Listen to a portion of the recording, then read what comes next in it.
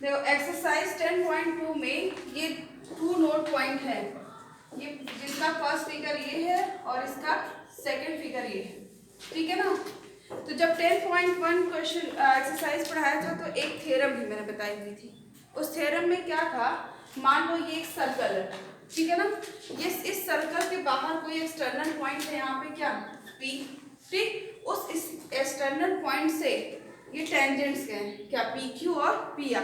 मैंने कंडीशन बताई थी कि एक सर्कल में टेंजेंट की केसेस बताए थे, case first, case second, case third, कि अगर वो टेंजेंट उस सर्कल को बाइसेक्ट करता है तो वो कोई एक लाइन टेंजेंट को बाइसेक्ट करती है तो सर्कल वो मिलेगा हमें, टेंजेंट नहीं मिलेगा, वो इंटरसेक्टिंग लाइन कहलाएगी।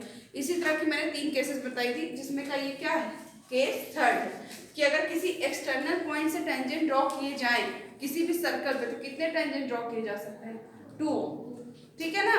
तो ये 2 टेंजेंट्स कौन कौन से हैं, PQ और PR। फिर मैंने जब इसको प्रूव किया था, ठीक है, तो प्रूव किया तो देखो ये यहाँ पे एक हमने ये लाइन ड्रॉ कर दी और ये हमारा रेडियस हो गया। ये मैंने क्या किया था, दोनों ट्रायंगल को कॉन्ग्रुएंट प्रूफ कर दिया था। और कॉन्ग्रुएंट प्रूफ करने के बाद मैंने बता दिया था कि ये टेंजेंट क्या होगी, इस टेंजेंट के इक्वल। ये मैंने उस थ्योरम में आपको प्रूफ किया था। अब इसमें सेंटेंस देखिए, ये क्या है नोट पॉइंट हमारा, in this figure we know that PQ equal to PR।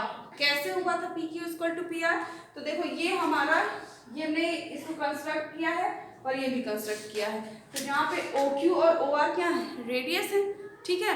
तो अब ये 2 ट्रायंगल मिलके, दोनों ट्रायंगल को हमने क्या कर दिया था, कॉन्ग्रुएंट प्रूफ कर दिया by RHS criteria of congruence. और कॉन्ग्रुएंट प्रूफ करने के बाद हमने बता दिया था by CP PQ equal to PR। वो थ्योरम भी रिवाइज हो गया, ठीक है। तो ये हमको पता है कि ये दोनों टेंजेंट्स आपस में क्या है, इक्वल है, PQ इक्वल टू PR। तो जब ये दोनों टेंजेंट्स इक्वल हैं तो OPQ इक्वल टू OPR होगा। ये एंगल क्या होगा, इस एंगल के इक्वल होगा, ठीक है ना। क्यों, क्योंकि OP is the angle bisector of QPR।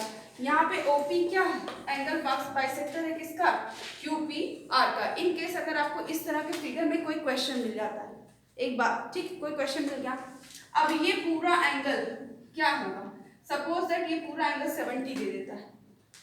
हम ये थ्योरम इसलिए नोट पॉइंट बता रहे हैं कि दिमाग में रहेगा तो हम तुरंत आंसर क्या कर सकते हैं, फाइंड कर सकते हैं कि अगर इस तरह है, ये दोनों टेंजेंट्स इक्वल है, ठीक है, कंडीशन दी हुई है और ये पूरा एंगल हमको 70 डिग्री दे दिया है। तो अभी हमने क्या पढ़ा इसमें कि एंगल OPQ इक्वल टू क्या होगा, एंगल OPR। क्यों होगा, क्योंकि OP is the angle bisector of QPR। OP क्या है, इस एंगल का बाइसेक्टर है, ये जो लाइन OP है। तो जब ये पूरा एंगल 70 डिग्री का, बाइसेक्टर होने का सेंस क्या होता है, एक एंगल को 2 इक्वल एंगल्स में डिवाइड करना। बाइसेक्टर का मीनिंग यही होगा। तो जब ये लाइन OP इस एंगल को QPR को क्या करेगी, इस पूरे एंगल को बाइसेक्ट करेगी, ठीक है। तो ये दोनों एंगल आपस में इक्वल पार्ट में क्या हो जाएंगे, डिवाइड हो जाएंगे। तो जब ये पूरा 70 है तो इधर का 35 और ये 35 हो जाएगा। The centre lies on the bisector of the angle between 2 tangent. ये सेंटर क्या है, कहाँ लाइज करेगा, दोनों टेंजेंट के बाइसेक्टर से ये सेंटर लाई कर रहा है, ठीक है ना। तो ये जो नोट का फर्स्ट पॉइंट था, ये मेरा बताने का सेंस क्या था कि अगर दोनों टेंजेंट्स आपस में इक्वल हैं, ठीक है, तो ये लाइन सेंटर से जो लाइन जा रही है दोनों टेंजेंट के पास, ठीक है, तो वो जो एंगल ये है QPR, इसको क्या करेगी, बाइसेक्ट करेगी। ये नोट का पहला पॉइंट था। अब नोट का सेकंड पॉइंट क्या है, ध्यान से देखिएगा।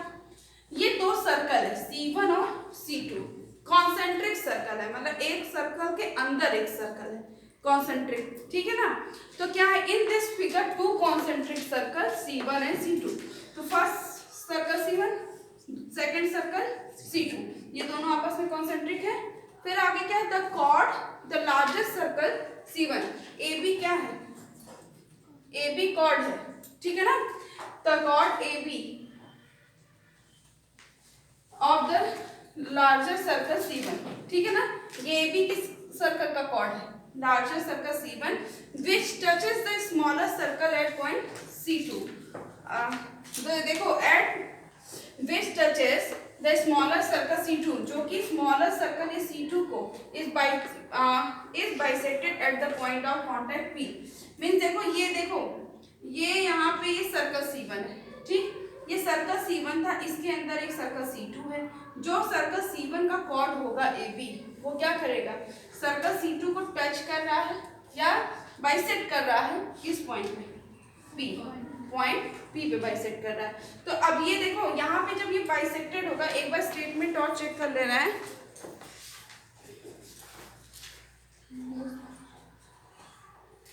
हाँ, विच touches the smaller circle at the point of contact, ठीक। तो अब हम क्या कह सकते हैं इससे कि ये जो हमारे हैं, ये देखो बाइसेक्टिंग का पॉइंट क्या हो गया, यहाँ पे पॉइंट P हो गया। तो ये जो पॉइंट, ये डिस्टेंस, ये जो AB था और पॉइंट P क्या कर रहा है, सर्कल C1 को क्या कर रहा है, पॉइंट, ये कॉर्ड AB सर्कल C1 पर पॉइंट P पे टच कर रहा है, ठीक है ना। तो ये हमारा बाइसेक्टर पॉइंट भी हो गया। तो ये जो बाइसेक्टर पॉइंट है इस कॉर्ड AB का, तो ये दोनों, ये टू पार्ट्स में इसको क्या कर देता है, कॉर्ड AB को डिवाइड कर रहा है। जब ये बाइसेक्टेड पॉइंट कॉर्ड AB को टू पार्ट्स में डिवाइड कर रहा है, तो हम कह सकते हैं कि ये जो AP और ये PB है, ये आपस में क्या होंगे, इक्वल हो जाएंगे। तो therefore AP is equal to PB। ध्यान से समझिएगा, एक सर्कल है, उसके अंदर एक और सर्कल है, ठीक है, मतलब टू कॉन्सेंट्रिक सर्कल्स हैं। कौन कौन से, C1 और C2। जब टू कॉन्सेंट्रिक सर्कल है हमारे पास, तो बड़ा वाला जो लार्जेस्ट सर्कल है, उसका जो कॉर्ड होगा वो बाइसेक्ट करेगा या टच करेगा सर्कल C1 को, किसी भी पॉइंट पे टच कर रहा है। हमने यहाँ कंसीडर कर लिया किस पॉइंट पे टच कर रहा है, पॉइंट P पे टच कर रहा है। ये पॉइंट P उस कॉर्ड का बाइसेक्टर पॉइंट हो जाएगा। अब जब बाइसेक्टर पॉइंट होगा तो क्या होगा, उस लाइन को वो इक्वल पार्ट में डिवाइड कर देगा। तो ये जो AP हो जाएगा वो किसके इक्वल हो जाएगा, PB के इक्वल हो जाएगा। इन दोनों नोट पॉइंट जो मैंने आपको बताया है, इसका हम यूज किस में करेंगे, एक्सरसाइज 10.2 में करेंगे।